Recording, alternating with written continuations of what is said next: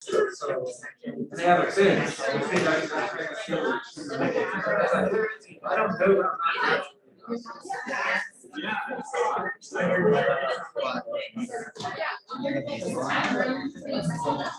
All right.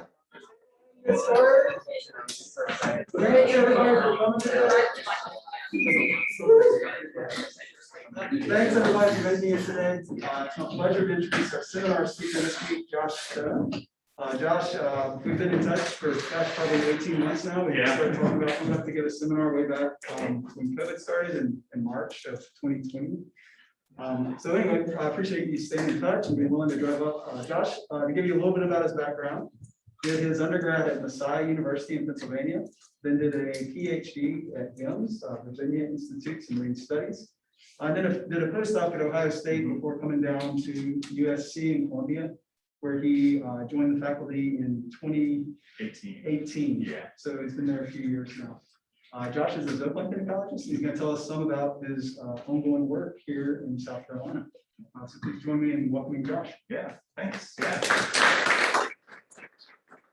Yeah, when I was at Ohio, I was in the same lab that Troy was at. Let's see. Yeah, can you guys see that okay?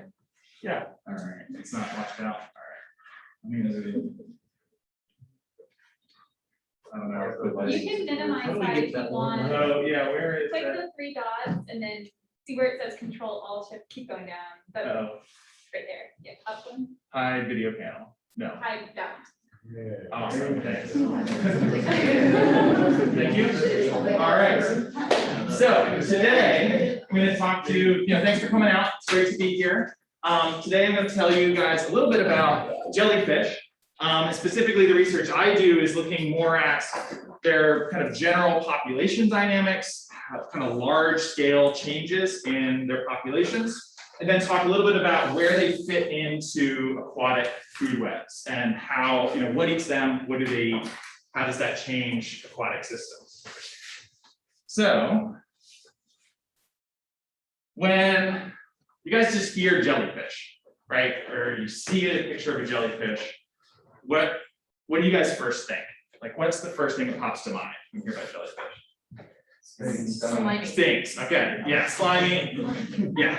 They're not something that you want to encounter in the general public. And so you're not alone. If I turn on the news and I hear about jellyfish, or people always forward me news stories about jellyfish, it's usually something like this, where there's some intrepid reporter out on the beach reporting on location about how terrible it is to be on the beach in a summer day because there's jellyfish in the water. And there's lots and lots of them. And you'll see sometime these headlines like jellyfish stings on the rise, or giant swarms, hordes of jellyfish washing ashore. This was one that was just a few weeks ago, the peak of beach season. The shores of Crimea were awash with jellyfish. They were everywhere. And then, here in South Carolina, I promise I looked this up. This is not the same reporter as the other one. And so in South Carolina, the same thing. Get lots of jellyfish. They're everywhere. They're this nuisance, and they're very abundant. So that's kind of the public's perception of jellyfish, and where kind of my research usually it's the starting point of my research. So in today's talk, I'm going to talk about what that public perception, how it fits into the scientific thinking, and how my research kind of fits into that as well. And so in today's talk, we're going to talk about what are jellyfish, what are these creatures, what's this word mean, why we would want to study these slimy, stinging creatures, how their populations are changing, then how do those changes in their populations affect other organisms, and then finally how all of those changes, both in their populations and kind of the secondary effects, how does that affect aquatic food webs? So let's start off with this. What are jellyfish? So jellyfish, it's this kind of general term, doesn't really have a strict definition, but in general, a lot of times people will use it to refer to animals in the class Scyphozoa. These are sometimes called the true jellyfish. they've got this swimming bell up top, long tentacles straining down, stinging in the face. So these are some things that are jellyfish, but we also get animals like comb jellies, ctenophores, which kind of fall under this jellyfish umbrella. You can have things more in the open ocean, like this sout or pelagic tunicates. So if you guys know what like a sea squirt is, those are benthic tunicates.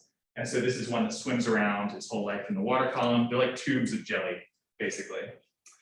Or you can get things like this beautiful siphonophore that are in the class Hydrozoa. Portuguese manowar are also in Hydrozoa as well. And so if you say jellyfish to a zooplankton ecologist, they're going to kind of lump it all of these things into that category. So it's pretty diverse taxonomically. So these things, these salps are more closely related to you and me than they are to any of these other organisms. And these ctenophores are considered kind of the basal metazoans. These are kind of the oldest group of multicellular animals on Earth. We used to think it was sponges, but they just it was just a paper saying it was ctenophores. So got some taxonomists duking it out. So they're very diverse taxonomically. So what do they have in common if it's not their evolutionary history? So some of the things that kind of lump them together are they're gelatinous. So they are jelly-like in their bodies. And this has a few implications then for how they function in aquatic systems. So basically being gelatinous means you have a lot of water in your body. They're, anywhere from 95 to 98% water just from their biomass. And so this means they can make really large bodies with a relatively small amount of carbon.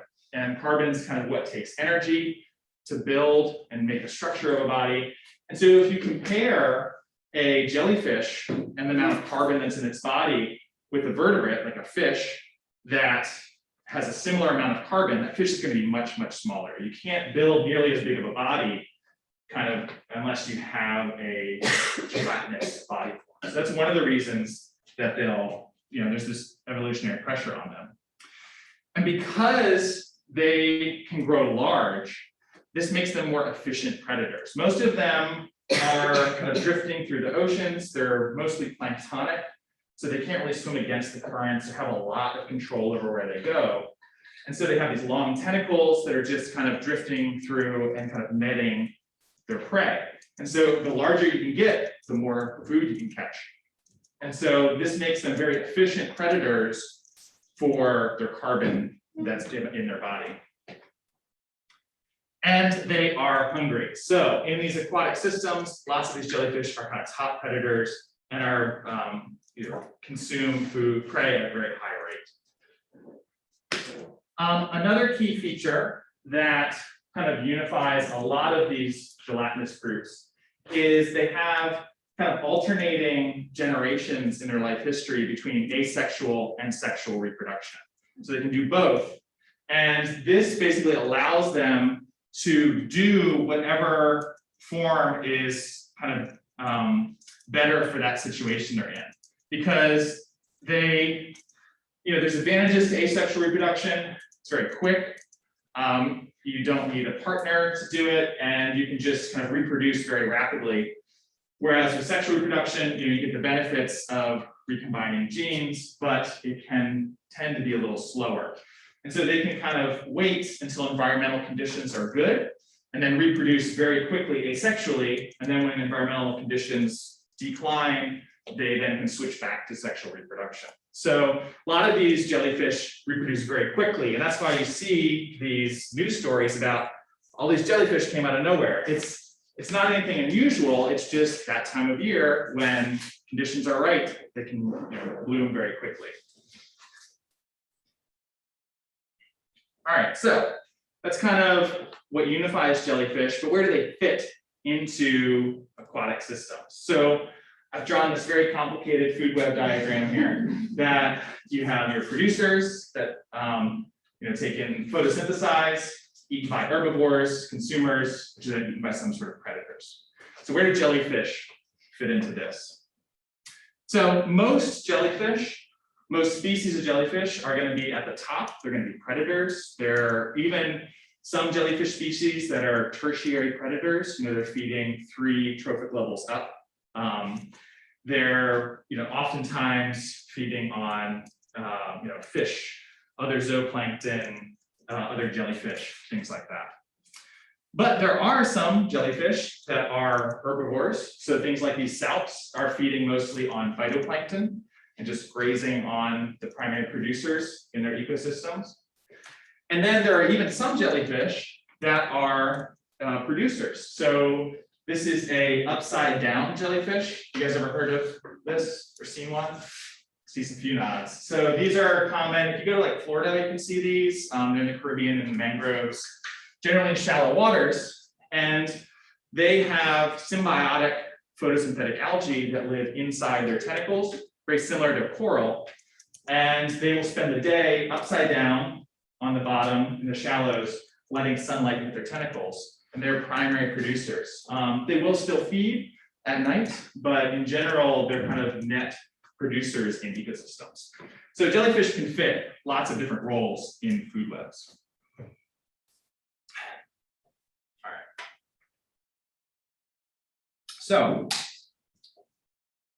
we come back to kind of these sensational headlines we saw earlier, and that kind of thinking of, wow, there's a lot of jellyfish out here, we're interacting with them more and more, kind of led to this idea that within the scientific community that, hey, I wonder how humans are affecting jellyfish populations. Are humans kind of creating conditions that are favorable for jellyfish and creating this jellyfish paradise?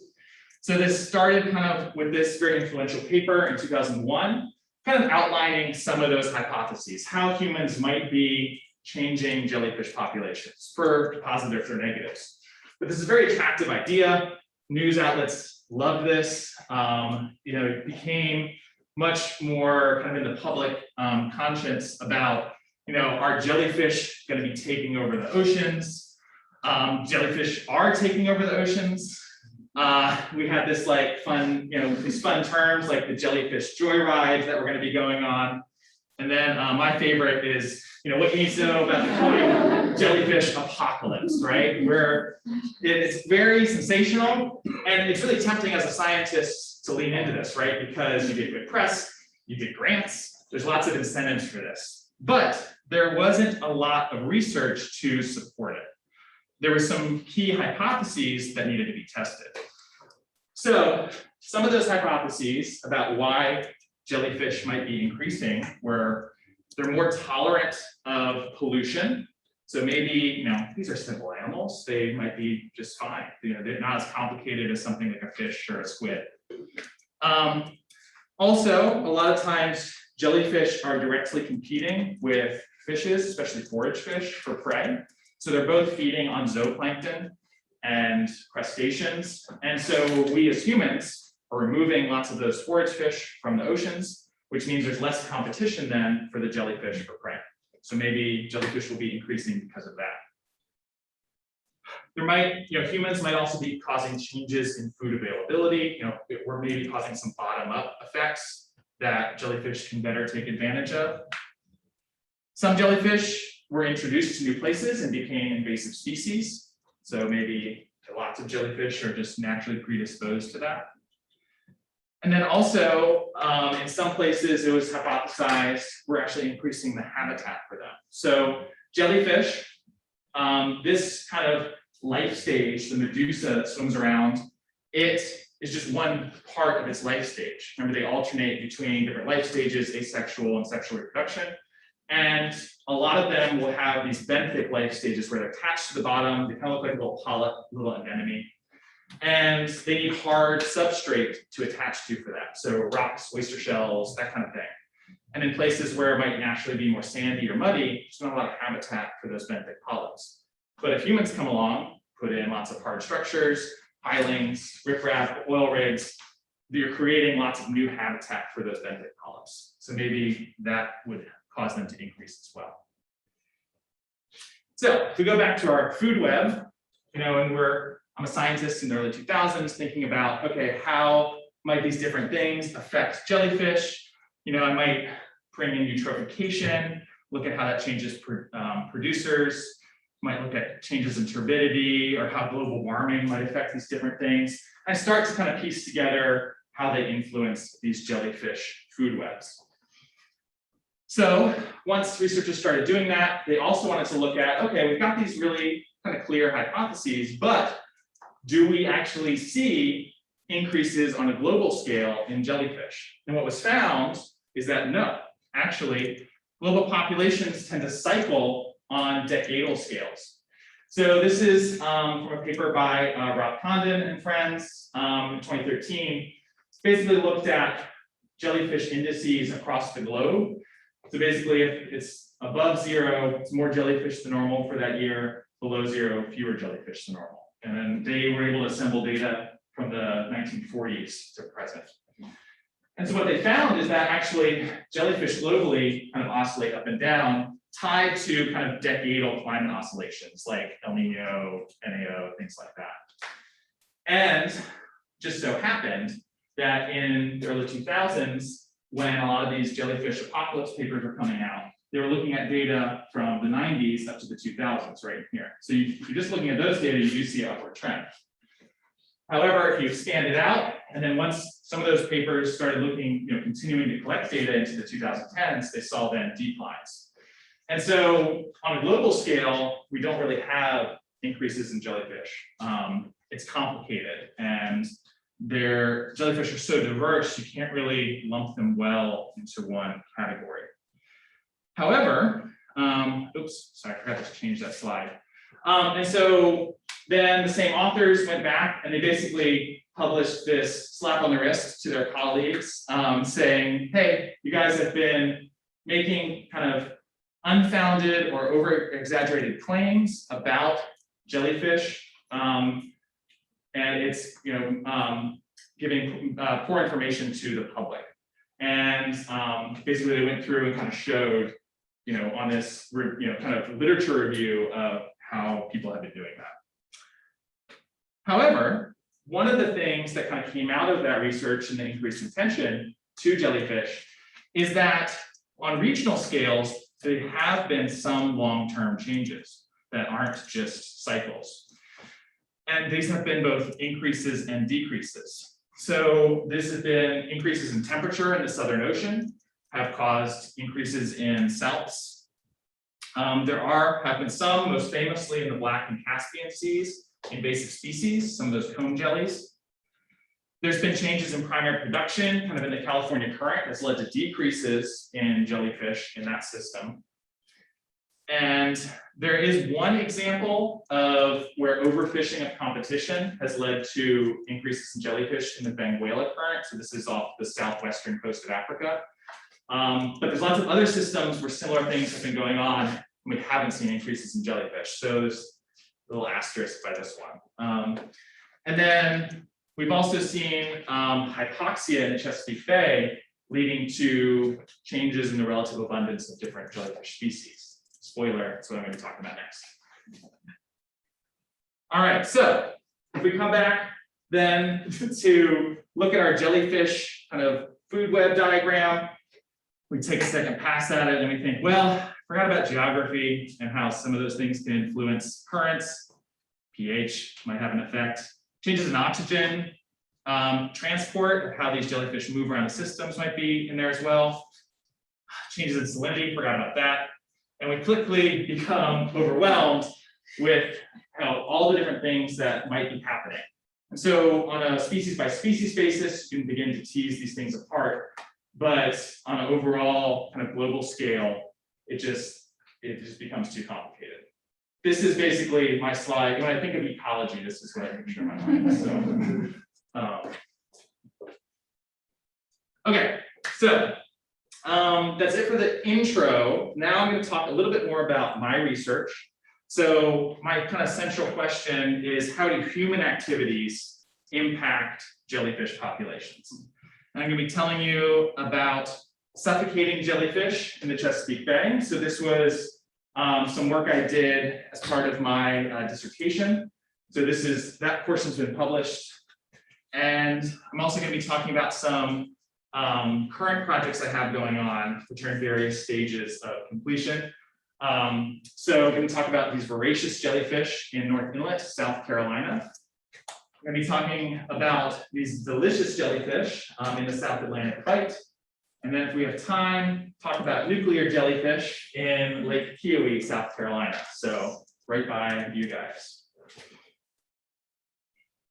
All right, so let's start with suffocating jellyfish in the Chesapeake Bay. So in the Chesapeake Bay, there's two most common species of jellyfish. We've got the sea nettle, Chrysora chesapeakei, and the cone jelly, Nemiopsis ladii. So these are the most abundant ones there and can be very abundant, especially in spring and summer. And one thing you need to know about these guys is that the sea nettles are actually one of the main predators of the cone jellies. So these sea nettles, they have stings, they can catch crustaceans and vertebrates, but a lot of what they eat actually is these other cone jellyfish. So what do the cone jellies eat? They are eating copepods. So copepods are kind of what makes the world go round in aquatic systems. They are these very small kind of grain of rice shaped crustaceans that are everywhere. Marine, estuarine, freshwater systems, kind of what makes the world go round. Just as an aside, you guys familiar with plankton from SpongeBob? He's a copepod. So they've got two big antennae and one eye. Some species have one eye right in the middle too. So you guys were learning something watching SpongeBob.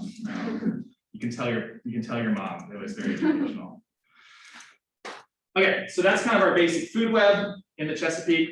One other key kind of background info I need to give you guys is the life cycle of those sea nettles. So those are true jellyfish. And what we think of as jellyfish is just up here.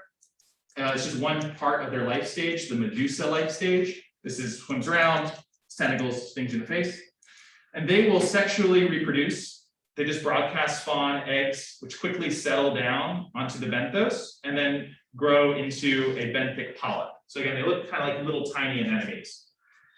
Then those polyps will be what overwinter, and they live attached to oyster shells, rocks, and they can asexually reproduce. So they'll bud off, produce more polyps, kind of grow a colony of polyps. And then in the spring, when environmental conditions are right, they will then bud off and asexually reproduce lots of these little, what are called ephyra. And these are basically baby medusa. They'll just grow directly up into medusae. And so above this line, we've got stuff that swims around and is planktonic. And below this line is stuff that's benthic and stays stuck to the bottom. All right, so that's kind of the players in this story. What's the scene? So in the Chesapeake Bay, we've got lots of ways that humans are impacting the bay. We've got climate change, which is causing increases in temperature and changes in rainfall patterns. So we've got higher spring and lower summer rainfall in general. And we've also got lots of nutrient loading in the Chesapeake Bay. There's lots of agriculture, lots of people, and all that nutrients run off into the Chesapeake Bay waters. So lots of eutrophication going on. The nutrient levels have currently stabilized, but they're predicted to increase in the future as well, especially with the changes in rainfall patterns. And so both of these things, kind of climate change and nutrient loading, have also combined to cause changes in hypoxia. So hypoxia is when the bottom waters of the bay have very low oxygen levels. And this kind of occurs every summer in the deeper portions of the bay. And what we've been seeing is actually hypoxia has been occurring earlier and earlier in the summer as things warm earlier and we get more rain in the spring. So that's kind of the backdrop for these jellyfish. And so previous studies have shown that jellyfish in the Chesapeake Bay generally like warmer temperatures and higher salinities, at least the sea nettles like those conditions. We've also seen that hypoxia can reduce asexual reproduction. So when they're reproducing in the spring, they don't like it, they can't breathe. However, a lot of these studies were either tank experiments or more limited sampling, just in one location or just for a short amount of time. And so what I wanted to do with my project was ask this question: how do these things, temperature, salinity, hypoxia, how do they combine to affect jellyfish populations across the whole Chesapeake and in the long term? What's the kind of big picture changes that's actually happening? So to answer this question, I used trawl survey data from 2 different long-term time series. One was the VIMS juvenile and blue crab trawl survey. So this is from the southern half of the Chesapeake Bay, where they went out monthly through all these different strata, sampling all over. They recorded total jellyfish biovolume as bycatch for a little over a decade. This is how we measure biovolume or jellyfish. Is we just get a graduated cylinder and we just plop the jellyfish into there, and you just read how many milliliters of jellyfish you have. So we don't worry about scales or anything. And so they also recorded presence, absence of jellyfish species. I combined this with another time series from the northern half of the Chesapeake Bay, the Chesapeake Bay program. They did monthly sampling. From in the 80s and 90s. They did complete kind of zooplankton ID.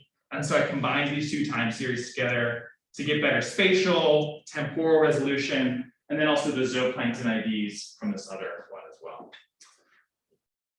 So once I combined these data sets together, it was just Control-C, Control-V, and it was done. And what we found was we get this kind of seasonal cycle in jellyfish abundances. So this is just an average across the whole time series, where you've got total jellyfish biovolume here on the y-axis, and then each month here. And this is what we're expecting: low abundances kind of in the winter, increase in the spring, peak June, July, and then decrease through the fall. So we know that a typical year, this is what's going to happen with the sea nettles.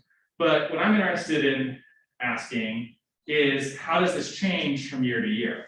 How does this peak kind of go up and down? Do we have more jellyfish or fewer in a particular year?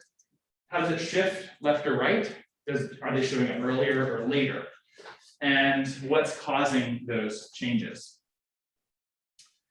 So what we found is that the timing of the bloom, so when it occurs in the summer, is actually negatively correlated with a couple things most strongly: June, bottom dissolved oxygen levels, and summer salinity. So on these graphs here, what we have on the x-axis is just anomaly. So basically, this is lower oxygen, lower salinity, more salinity.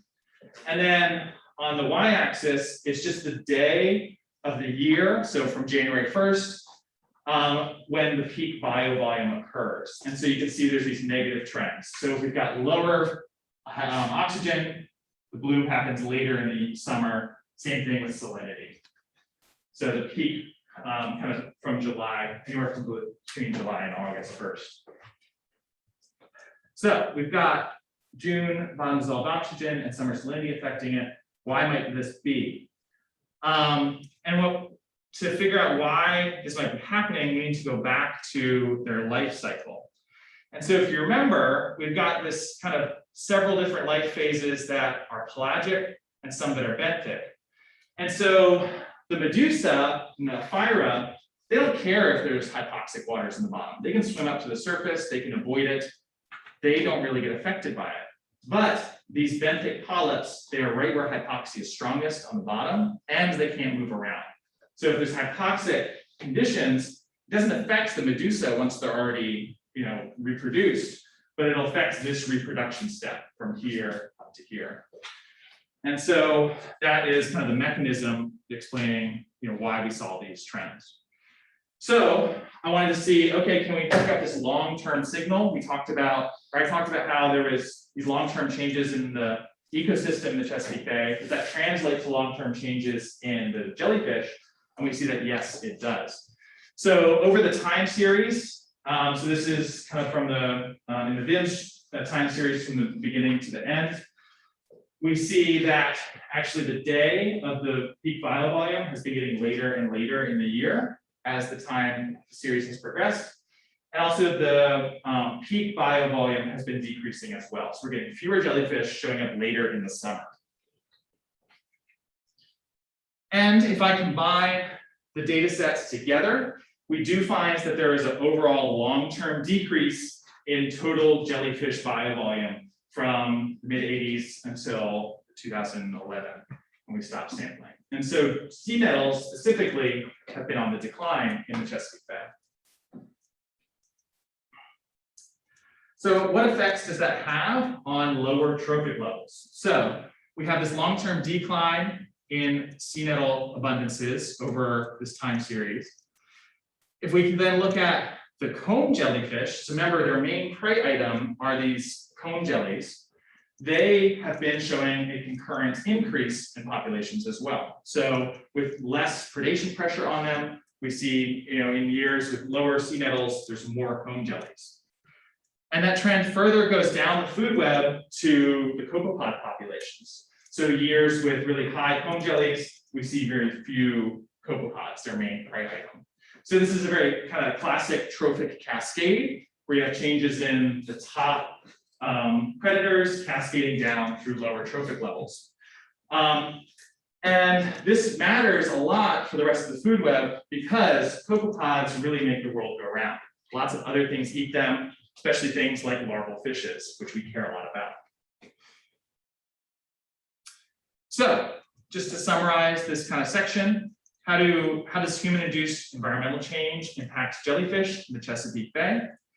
We see global warming and eutrophication are leading to changes in hypoxia and salinity in the bay, which then are causing decreases in sea nettle abundances, cascading down to increases in comb jellies and decreases in copepod abundances.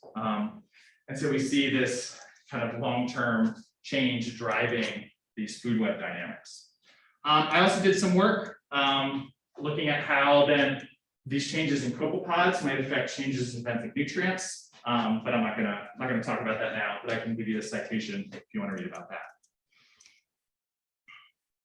Okay, so let's take an intermission. I know some of this can be a little dry. I'm a really bad seminar napper, so if you want to stand up and stretch, please do. I'll tell you a little bit about what to do if you're stung by a jellyfish. Here's some ideas. What do you guys? Pee on it. Pee on it. All right. So I'm going to tell you what to do and what not to do. So here's what to do first. If you're stung by a jellyfish, you want to get the tentacles off of you. So the sting is actually thousands of tiny little cells that all have harpoons that have injected venom into you. So you're getting these little tiny venom injections all over your skin. The tentacles can do that even if they're detached from the jellyfish. So they'll keep stinging you if you keep rubbing that tentacle on you. So you want to get that off. That's the first step. There's some evidence that vinegar will deactivate some jellyfish tentacles to keep you from getting stung further. It depends on the species, and this is still kind of a active area of research. But if you really feel the need to put something on yourself, put vinegar on it. Heat does help deal with the pain and lessen it. And then also benzocaine and Benadryl can help just make you feel better. Standard disclaimer, I'm not a medical doctor. Here's the things not to do. So don't use baking soda, meat tenderizer, salt, freshwater, alcohol, shaving cream, urine. I've heard 1,000 different things. Basically, what most of these will do is activate any nematocysts that are still on you and cause you to get stung further. So if you do want to you can rinse a little bit with salt water. That can help get your the tentacles off you, things like that. But don't be like Dale and pee on your wife. So urine will not help and can make it worse. If it's consenting adults, whatever, but I'm not here to judge, but it won't help with the jellyfish thing. All right. So we've talked about jellyfish in the Chesapeake Bay. Let's talk about some of my ongoing research. This is in North Inlet, South Carolina. Right here, right by beautiful downtown Georgetown. So this is at the Baruch Institute. So Clemson has a field lab out there as well. Have any of you guys been out to Baruch? Nice, yeah. So Clemson generally does like forestry and more terrestrial research down there. And then USC has a marine lab and does more of the marsh and estuarine research. So North Inlet is this small estuary right here. High salinity, surrounded by salt marsh. Pretty short residence time, so lots of flushing with the oceanic waters on any tidal cycle. And one of the key things about it is that almost the entire watershed is protected land. It's not been developed. It's mostly how it was hundreds of years ago. And so this is really a great place then to do long-term research because you're not getting confounding factors from a development that gets put in or a pig farm or something like that. So there's lots of long-term time series down there. And I was fortunate enough when I started here to start right at the time another zooplankton researcher was retiring, Dennis Allen, who had been doing a zooplankton time series out there that he started in 1981. And he went out every other week and sampled for zooplankton, preserved it in a jar, and they're in a big room down at Baruch. And so I took over that project when I got here, and so I get to go down to Baruch every other week, which is great.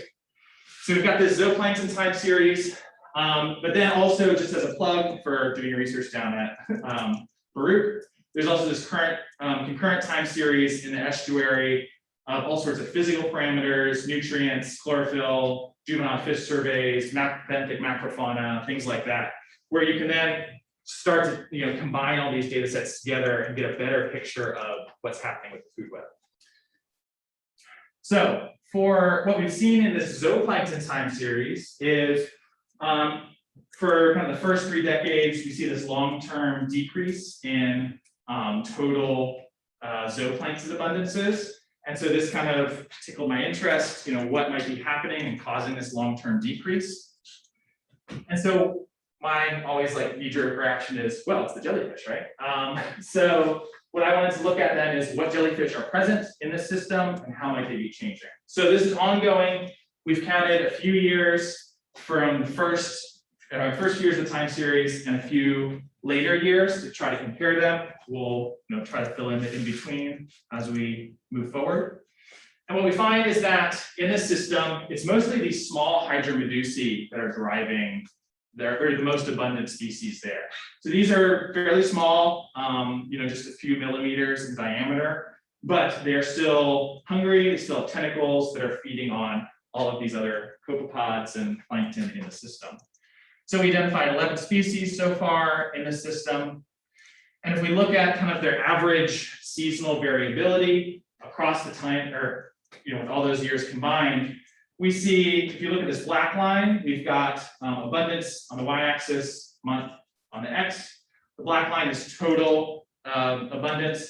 We see this kind of peak in June where they're most abundant, but actually through most of the year, the total abundance stays relatively stable. There's not a super strong seasonality to them as a whole.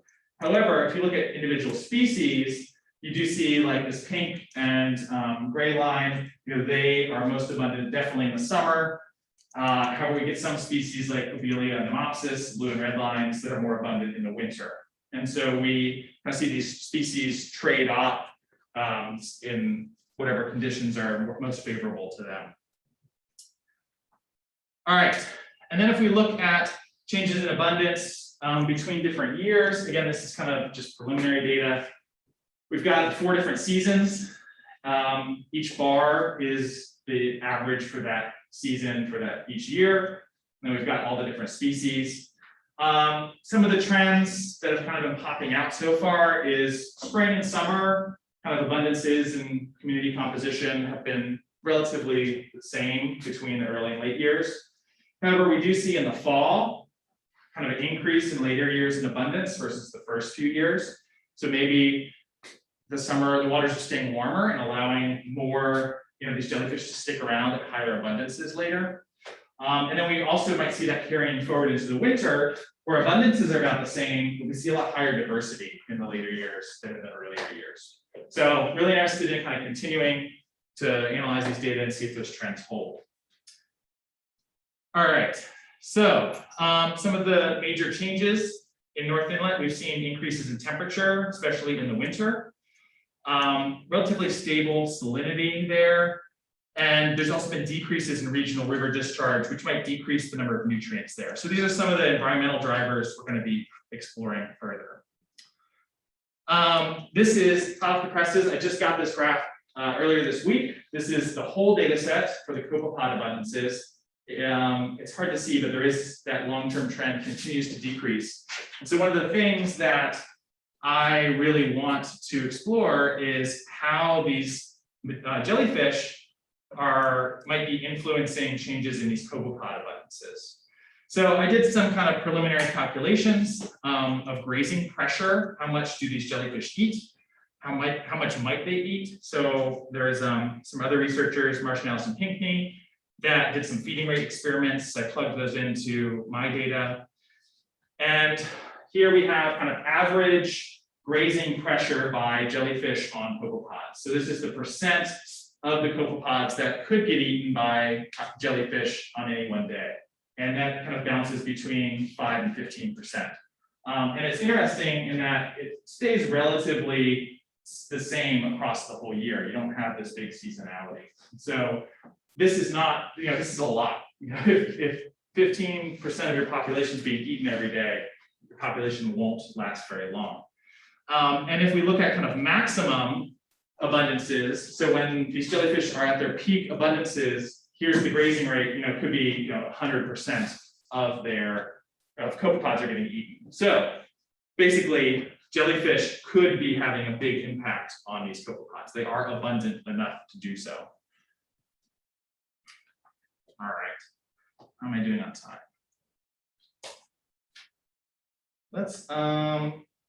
All right, I'm gonna give you just a little bit, I'm gonna have to skip a little bit of my presentation, but I can talk about it more later.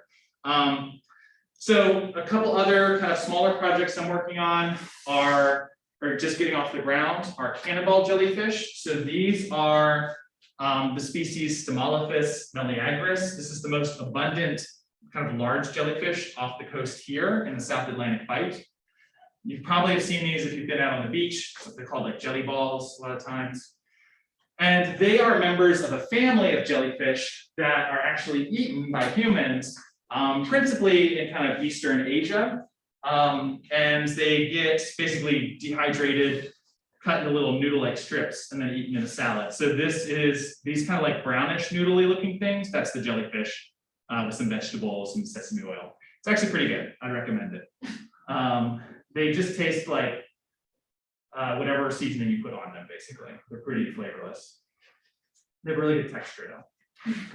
And so these are the most abundant jellyfish in the South-Atlantic Bight. And actually, there is a small commercial fishery for them in Georgia. So shrimp boats will go out and collect these cannonball jellyfish. They get kind of minimally processed and then shipped to Eastern Asia. And so even though they're very abundant, there's a commercial fishery for them, there's very little known about their populations in this region. And so I'm really interested in looking at where they are, what their seasonality is, things like that. And so I had a master's student who worked with me, Lauren Falk, who looked at CMAP data. So this is a fisheries trawl that goes out on these long cruises, and they sample all the way up and down the South-Atlantic Bight, and in the spring, summer, and fall. And they have data from 2001 to present on cannonball abundance and biomass. No one's looked at these data yet. And so we were interested in what can we find out about these jellyfish populations from these data. So the first question we asked is just how many are there? And if we go through all the trawl surveys, do some calculations, in the survey area, which is relatively narrow strip of the coast, in the spring, when they're most abundant, there's about 250 million kilograms of cannonball jellyfish on the coast of South Carolina and Georgia. The commercial fishery in Georgia, we don't have great numbers from them. but the estimate is that they collect about 3.5 million kilograms a year. So this is about 2% kind of the standing stock. So that doesn't seem like a lot. And so what we're really interested in is, answering the questions, is this a lot? And what's the capacity for this fishery? How much might this fishery be able to expand without having a major negative impact on the jellyfish populations? And they are incredibly abundant. So this is just from 2019 data in the spring, summer, and fall off the coast of South Carolina and Georgia. This is the kind of average kilograms per tow that this survey will haul up. And in the spring, there's more cannonball jellyfish than all other animals combined in the nets. So they are an incredibly abundant by biomass animal out there that we know very little about. What they eat, what's eating them. There's got to be something happening to them, and we just don't know. So this is going to be kind of where my research is going in the near future. All right. Basically, they're most abundant here in South Carolina and Georgia, and less abundant to the north and to the south of us. They are abundant. This species is abundant in the Gulf of Mexico and then other places around the world too. But kind of in the South-Atlantic Bight, we're right in the hot spot here. All right, so I'm gonna go, I've got time for this last little bit.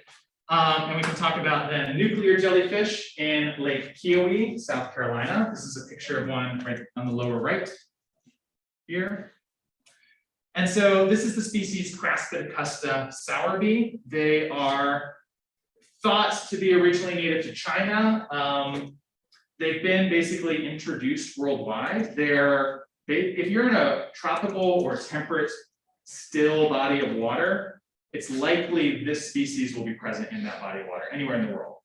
They've been spread all over, and they were spread a while ago, like hundreds of years ago. So we think they're native to China, some of the river basins there, but there's still some work being done with that.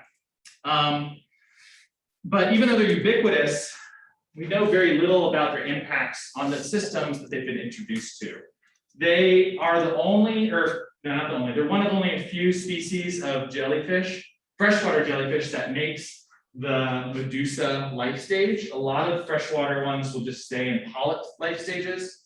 These guys do have polyp life stages. It's these like white sausage things. These are very small. They're only like 1 millimeter or 2. So they're easy to overlook. These were ones we collected from Lake Keowee. And then they only produce the Medusa periodically. And the Medusa are small. They're about the size of a dime and transparent. So they're, not a lot of people realize they're there. But they, like most jellyfish, can be very abundant during certain times. And we don't really know what's happening with them in the ecosystem. So I'm really interested in how might climate change affect this species, especially in our local area, places that have some seasonality, are more temperate, like South Carolina. Doesn't feel that temperate right now, but it can be. So what we know about these freshwater jellyfish from some of the few studies that have been done is that they do reproduce more quickly at higher temperatures. So this was a study published last year looking at increases in their populations. These are just in tanks at 19 degrees. After a couple months, they get up to about 30 polyps. Whereas if you're at 29 degrees, you get about 10 times the amount of polyps in the same amount of time. So they can, there's a significant difference here in reproduction levels. So we are blessed here in South Carolina with this great natural experiment of heating. So in Lake Keowee, it is home to the Oconee nuclear power station. And the whole lake basically acts as the coolant for this power station. So they will pull in water from this side of the lake, cool the power plant with it, and then dump the water into this side of the lake. And it significantly heats up that side of the lake. Are any of you guys divers? Have you gone diving in Lake Keowee? So there's a famous dive spot in South Carolina. Basically, it's right at the outflow of the nuclear plant, and the water's hot year round. So you can go in the winter, and it's like this big water jet. So you take this like ride from the beginning down to the end. It's called the hot hole, which I did not name it. So what we were looking at is we wanted to set up field surveys of where they were in the lake, these jellyfish, and then also do some lab studies of their pellet reproduction under different circumstances. So we set up 3 sites. We had our control down here, the southern end of the lake where it's cooler. We had a field site at the intake where the waters on average are about 3 degrees warmer than the control. And then we also looked at the outflow where they're about 6 degrees warmer than the control. So we spent about 6 months setting up our experiments, hammering out the kinks, doing all that, getting cultures going, and then COVID shut everything down. So I don't have any results to show you guys, but we'd love to get this project up and running again now that it's a little easier to do. So with that, we'll summarize. Jellyfish are awesome, unique animals. They are very different from most other things. They're efficient predators. They have fast and explosive reproduction and complex life histories and there's lots of diversity within the jellyfish. So you really have to look at them on a case-by-case basis. Just like it's difficult to lump all vertebrates together. It's difficult to lump all jellyfish together. And we do see that their populations are changing. Like most other wild animals, their populations are influenced by human activities, and the complicated and unique life histories make it a little difficult to tease that apart. And any changes in jellyfish populations most likely will greatly affect the rest of aquatic food webs because they can be so abundant and drive major changes in the system. So with that, I'll leave my acknowledgements up here, but I'm happy to take questions. So thank you, guys.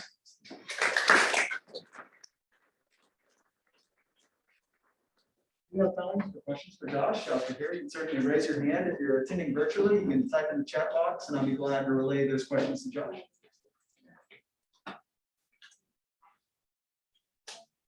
Yeah. If sea nettles eat comb jellies mostly, is it that hard to catch a comb jelly? Why do they sting so bad? That's a great question. So the sting basically immobilizes their prey. It's kind of the main reason for it. I mean, the tentacles are not strong, right? They're not going to be able to like wrap around the comb jelly. So even though comb jellies are really weak, they could potentially swim away unless they were immobilized in some way. The sea nettles do also feed on fish larvae, fish eggs, crustaceans as well. They're kind of generalist predators. So that could be that as well. And then self-defense is another reason some jellyfish have stronger stings. But in general, you can kind of tell what a jellyfish is feeding on by how bad the stings are for humans. So the ones that are really bad for humans, those jellyfish are mostly feeding on vertebrates. And they have toxins that have evolved specifically to target the vertebrates. Whereas jellyfish that are mostly feeding on, crustaceans or other jellyfish can have weaker stings for us, basically. So like moon jellyfish or the cannonballs, they kind of sting, but just doesn't bother us that much. Yeah. So are those stings like taxonomically grouped, or is it more of a convergent evolution? It would be, so most of the stinging ones are all in the phylum Cnidaria. So Cnidaria is true jellyfish, hydrozoans, box jellyfish, corals, anemones. Those are all cnidarians, and they have all evolved this, what's called a nematocyst. And that's actually kind of this synapomorphy that unifies the group. So Cnidaria actually comes from the name, the nidae for that type of stinging cell. So those other jellyfish I was telling you about, comb jellyfish, salps, they don't sting at all, and they're safe to handle. So, as far as like whether ones are worse for humans or not, like I don't know, the evolution of toxins and like venoms it's really complicated, and there's whole fields of research to look into that. I'm not as familiar with that literature. I mean, box jellyfish are the really nasty ones you hear about. And they are kind of their own class. They're really interesting. They've got like eyes and nervous systems, or like more complex nervous systems, and all sorts of like mating behaviors and things like that. So box jellyfish are really, really interesting, and they mostly hunt fish. So that's why they're so nasty for humans. But yeah, I don't know that much about kind of what the chemicals are, or what the venoms actually are. Yeah. You think with their incredible plasticity and reproduction and boom and bust, or boom cycles or whatever, Yeah. that if they were heavily exploited with a commercial jelly fishery, I guess, would it have major impact to the population sustainability? Or do you think just ecosystem changes on an annual basis? Yeah, I mean, I think that they would probably be able to harvest a greater percentage of their biomass than like finfish fishery. However, it's the same old story as with every fishery. In areas where they're most heavily exploited, they have seen decreases in populations and they've been overfished. So actually some of the large bays in China, they've been overfished. They have aquaculture programs to raise jellyfish and then release them into the bays. And they have a derby fishery for them. So you can go out like 3 days a year and catch them. And yeah, they've been overfished in some of those places. And so it's kind of that same story where you have like a local fishery which expands, overfishes, and they have to go further and further from the source until it's a global fishery. And that's what we're seeing now, right? We're catching jellyfish here in Georgia and South Carolina, shipping them to China.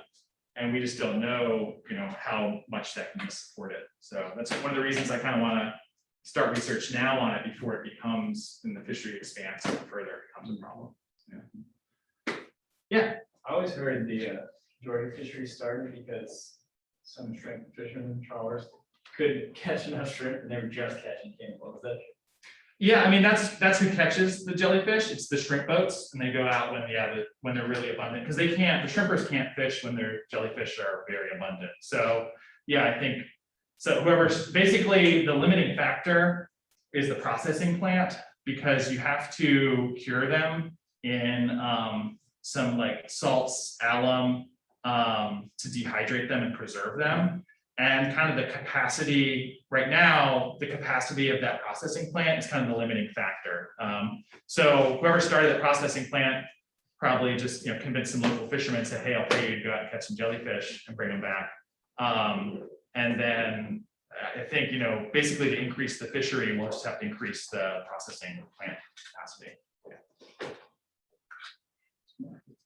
Any questions online or yeah? I got kind of a silly question maybe, but so if you go out to the beach in the summertime and you see a lot of those cannonball jellies rolling around on the surface, stuff like that. Yeah. Invariably, there's going to be some person with a wealth of folk knowledge who's going to say, they're all here because sea turtles ate their tentacles off, and that's why they died. And I've never been able to speak with an actual jellyfish scientist about that kind of thing. Yeah. And so, Yeah. is there any truth to that, or is that just people talk? So the sea turtles do eat the cannonball jellyfish. So actually the leatherback sea turtles, the largest sea turtle in the world, they almost exclusively feed on jellyfish. And if you see the inside of their mouths, they have all these backward pointing like rubbery spikes that help them get the jellyfish down. And so they'll come here off the shore here to eat the cannonball jellyfish. I do not think that leatherback sea turtles, the critically endangered species, are abundant enough to have any impact on the jellyfish. Probably what you're seeing is when they wash up on shore, so with these jellyfish, let me get a picture of them. They've got kind of this large swimming bell, which tends to be more fragile. Then they have these really like kind of hard oral arms. And when they're rolling around in the surf, they just fall apart, and probably just wave action causes either the bell to separate or get eroded off of the tentacles, and that's kind of what you're seeing washing up on shore. So it's probably just wave action what you're seeing there. A little truth to that, though. Yeah, the sea turtles are eating them, but and I don't know if they're selectively feeding on certain parts of them or not. I have no idea. So Yeah. if you like the wild source your food, and like I do, can I go collect jellies off the shoreline and eat them, or am I gonna need to get them while they're in the water? I mean, I don't know. I think you could collect them. There might be a little bit of sand and grit in them. You would have to process them, and so it's a like weeks-long process of like putting them in salts and alum and dehydrating them, and then going through different rinse cycles and things like that. There's a lot of work that goes into making them edible. But I'm sure there's some YouTube video showing you. It's good. I have not tried, but they're certainly edible. And yeah, these species are, they're just like meatier than other families, so I think that's why they're targeted. So question back here. I was just wondering, by the time they actually reach the beach and they like washed up, is it worth throwing them back then? I've always thrown them back, but I didn't know if they were like dead or. There might, if it's pretty good, you know, if they're pretty good condition, you could probably throw them back. They still They'll survive. probably just wash right back up. I don't know. I mean, that's a nice thing to do. I'm sure the jellyfish that you throw back thanks you. But you know, they're probably dead by the time they washed up on shore, and they're pretty fragile. They're not really evolved to bump into things. Do they just get caught up then and just get pushed? Yeah, Or is so that it's just random, you know, they're plankton, so they go wherever the currents and winds take them. And so that's why like sometimes you'll have the Portuguese man-o-wars on shore here and other times not, is it really depends on the prevailing winds. So the Portuguese man-o-wars are more tropical, they're gonna be out in the Gulf Stream. And but we have like onshore winds sustained for a week or two, and especially in the summer, those jellyfish will get blown into shore. They don't reproduce, the Portuguese man-o-wars don't reproduce in the coast here, but they get, you know, transported in. Same thing happens with the cannonballs. If there's just a lot of waves and onshore winds, they'll get washed up on So shore. does that happen pretty like regularly with hurricanes and stuff then inshore? Or is Yeah, that- I would think so. They probably, you know, move them in. I haven't, you know, specifically looked into that, but I would, yeah. Basically, they just go wherever the water currents take them. Yeah. Are those cone jellies the ones that bioluminesce? Yes, absolutely. So they, where did I picture them? Here we go. Yeah, so these guys, the comb jellies, they will bioluminesce. So if you're in, so I'm going to actually start on my top. If you're going into like the Chesapeake Bay or warm body water at night, like a moonless night, and you're paddling or something, you'll see these big flashes of green light. It's these comb jellies. They also, they're the largest animals on Earth to move using cilia. And so they have these rows of cilia that go down their bodies. And this is not bioluminescence, this is actually just light refraction. So they're hollow tubes that refract the light really well, but they also have photosynthetic organs as too. Yeah, they're really cool. We're at 12:15. It's great questions. I don't want to cut them off, but it is time to wrap up. We are going to have a grad student luncheon here right after the seminar, so please stick around. We just got to get things transitioned, bring in some food. And there's also a couple of afternoon time slots. There's an email sent around, so sign up at the spot if you want to talk to Josh more. And with that, thanks for everybody for having me. Yeah.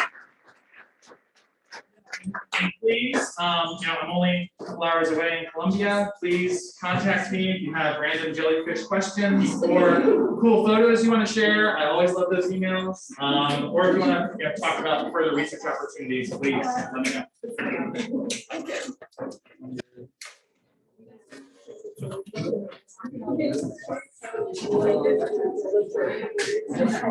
don't know.